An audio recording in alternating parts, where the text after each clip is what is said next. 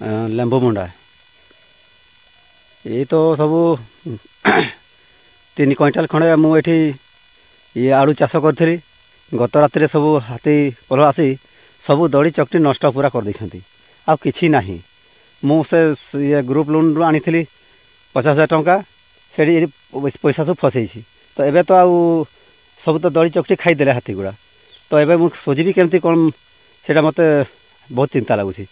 जदि से विषय जब सरकार किसी जदि आमको साहाय्य देले मु भल भावुची। परशुराम मुंडा कि धान चाष करला बेलू भी चाष समय से धान को नष्ट करदे तो पनीपरिया चाष भी करूँ से पनीपरिया सब नष्ट करदे आलू चाष करूँ आज 2-3-4 बिल चाष करूँ से गुटा भी हाथी सब दड़ी चकटिकी खाईदे जो मूलिया मजूरी लोक आम